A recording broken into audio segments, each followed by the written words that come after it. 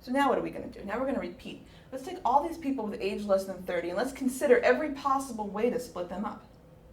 For example, maybe they're going to be split up into males and females. Okay. Why did we choose that split? Because for people with age less than 30,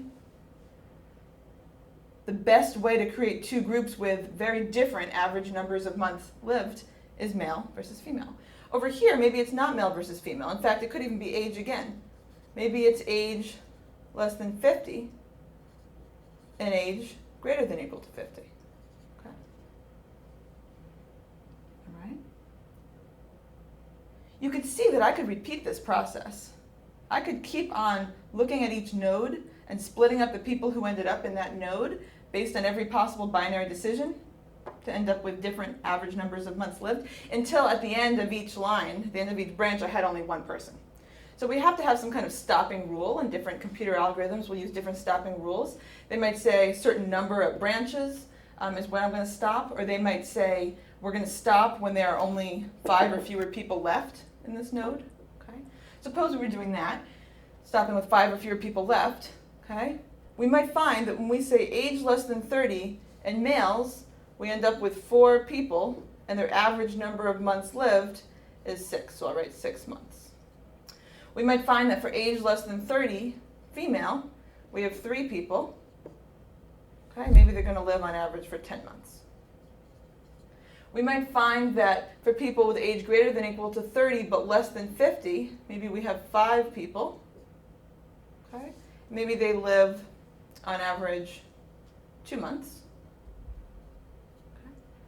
Maybe for age greater than or equal to 50, so not only greater than or equal to 30, but also greater than or equal to 50, maybe there we discover that we actually have 15 data points. And so then we can even make another split, right? Maybe we want to say high blood pressure and low blood pressure and get 2 more of these. Okay? And then what might we get there? Maybe there would be 4 people here who are going to live an average of 3 months. Right? And maybe there are 5 people here who are going to live an average of, I don't know, let's say 7 months. Okay? Okay.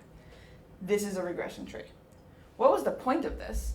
Well, now, if you give me a person who was not in this original data set, and you say, could you please predict how long that person's going to live?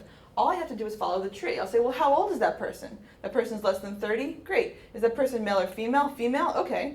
For females less than 30, my best guess is that people like that will live 10 months. That's the idea. Okay. I didn't have to assume that anything followed a line. I didn't have to assume anything about variances being equal. I didn't have to calculate p-values and make arbitrary decisions about what went in my model based on whether p-values are above or below a particular cutoff. I did have to make some decisions. I had to make a decision about when I was going to stop, how many people should be left in each node when I stopped. Okay. And I had to decide what variables to start with. But then that's it, because the regression tree algorithm looked at each possible way of splitting at each node and chose the way of splitting that maximized the differences between these points.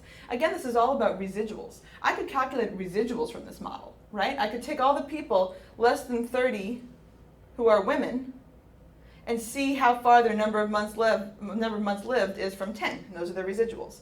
So the idea is by trying to find nodes with means as far apart as possible, trying to minimize the residuals, trying to maximize the sum of squares between in order to minimize the residuals, the sum of squared residuals within. That's the idea. That's a regression tree.